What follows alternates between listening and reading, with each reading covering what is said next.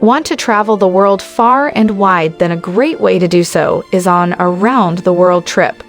Such a trip has you flying around the globe and hopping between continents, either going west or east all the way until you arrive back home. For many travelers, a round-the-world trip is the ultimate dream trip. The tips we'll share with you here can save you many headaches when planning a round-the-world trip, especially when it comes to planning the flights. Welcome back to another episode of Feetpin Travel. Join us on our journey around the world as we share our best travel tips, guides, and amazing experiences with you. If you're not a part of our community yet, hit the subscribe button now so you never miss out on our latest and greatest uploads. Remember, we travel not to escape life, but for life not to escape us. In today's video, we're going to be taking a look at round-the-world travel and how to get it done. Let's get started. How do round-the-world tickets work? Round-the-world (RTW) tickets are multi-stop airline tickets that take you around the world, often cheaper than when purchasing the flights individually. Your journey typically has to start and end in the same country and has to go either east to west or west to east around the globe. Buying an RTW ticket is not as simple as buying just normal flight tickets, and there are several ways of planning RTW travel, which we'll go through later. While you need to choose the stops in your flight itinerary in advance, you usually still have flexibility on your flight dates. In most cases, your trip can last up to a maximum of 1 year. Your minimum or maximum number of allowed stops depends on the type of RTW ticket, as well as how you go about booking your trip. RTW travel versus overland. A round-the-world trip comes with certain trade-offs.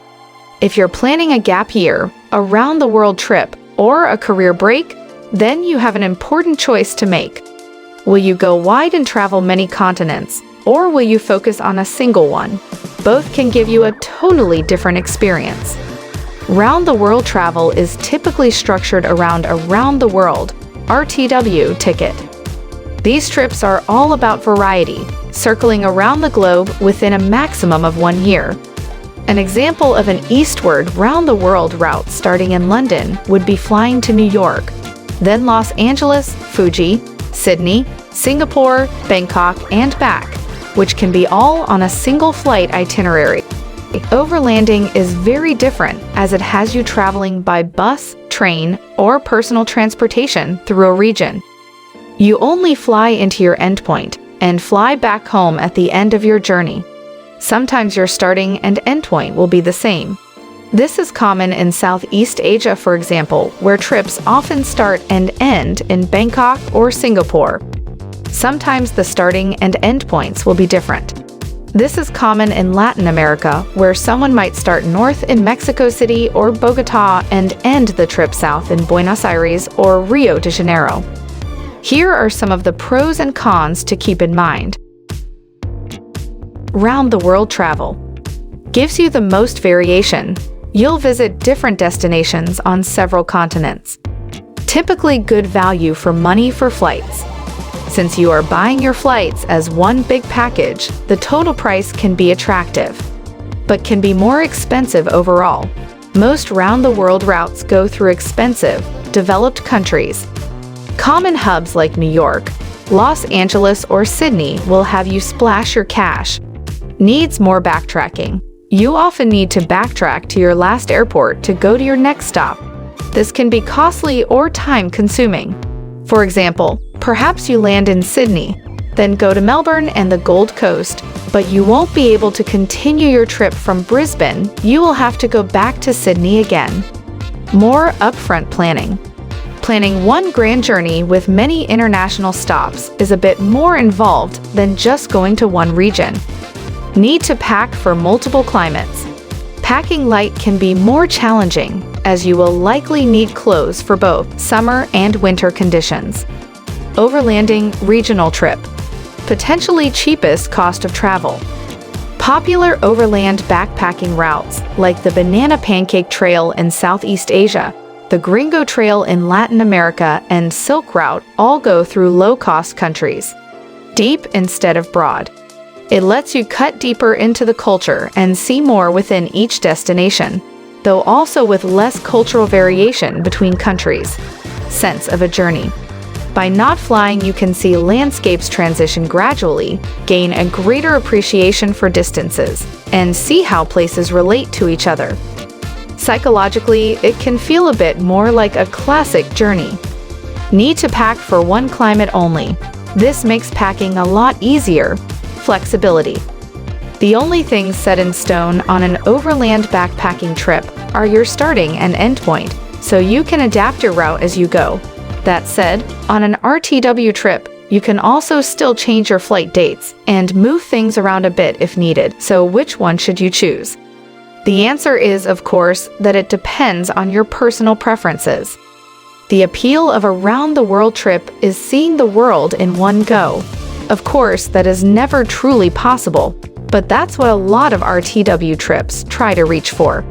The key is variation. One month you may find yourself on a tropical beach. The next you're in icy cold Russia. If you're planning a big trip and you won't have another opportunity to travel anytime soon, then we highly recommend the RTW approach. RTW travel often also gives you a unique chance to visit quite isolated places, such as Easter Island, that are normally too far to hit up on their own. The appeal of backpacking overland is that it lets you travel more slowly and discover your own path. The goal is less to see the whole world, but more to have a deeper experience in some part of the world. It's also the best option if you will be traveling on a budget, as you can limit yourself to cheaper destinations. How to plan a round-the-world trip. There are multiple methods to book your RTW trip, each with different pros and cons. Method 1: buy tickets individually. Booking single tickets yourself may seem like the easiest way, though it also comes with some major drawbacks. Some RTW travelers might still prefer it anyway. Advantages: you can do it yourself. You can book tickets one by one as you travel, letting you change your mind during your trip. Can use low-cost airlines, such as Spirit, EasyJet, AirAsia. Disadvantages: this method is often the most costly. Finding cheap tickets by yourself can be time-consuming. Publicly available search engines are not made for RTW trips. There can be visa immigration issues when flying on single one-way tickets. You can use flight search engines like Kiwi, Google Flights, Momondo, or Skyscanner to find your flights. However, these are designed for point-to-point trips and can be pretty terrible for multi-stop trips. Booking single tickets can make sense if you want maximum flexibility. For instance, if halfway through your RTW trip you want to completely ditch Australia and go to China instead, then you still have this option. Unlike the RTW packages offered by airline alliances, you are also free to use any airline you'd like. This flexibility does come at a cost. You may have noticed that one-way trips are not simply priced at half a return ticket. Instead, they're usually based on 75% of the return airfare. This means that putting together an itinerary using one-way airfares over multiple continents is going to be a lot more expensive. Method 2: buy from an airline alliance. This method involves buying an RTW ticket from an airline alliance. Star Alliance, Oneworld, and SkyTeam all offer multi-stop RTW tickets. Besides these alliances, Air New Zealand, Virgin Atlantic, and Singapore Airlines also offer RTW trips through a shared brand called the 𝐥𝐤𝐤𝐸. Emirates, which is not part of any alliance, offers some round-the-world tickets in collaboration with other companies. If you're going to Australia, then Qantas may also have some limited RTW offers for you. These RTW tickets require you to create your entire route in advance, though you are still somewhat flexible on the flight dates. At the time of purchase, you set an approximate date for each flight, but these dates can often still be changed later. Advantages: can be much cheaper than buying separate tickets. Avoids the hassle of finding tickets during your trip. Dates can still be changed. Disadvantages: stuck with particular airline alliances, so less flexibility. Staff not trained to deal with these tickets very much. Confusing rules and varying coverage. Each airline alliance's RTW offering has different rules with regards to backtracking, the total number of stops allowed, varying constraints on overland segments, called surface sectors, and varying degrees of global coverage. Understanding and comparing all these different rules can be complicated. Method 3. Use a specialized RTW agency. These days you don't need a travel agency just to book a point-to-point flight, but using a specialized RTW travel agency is a different story.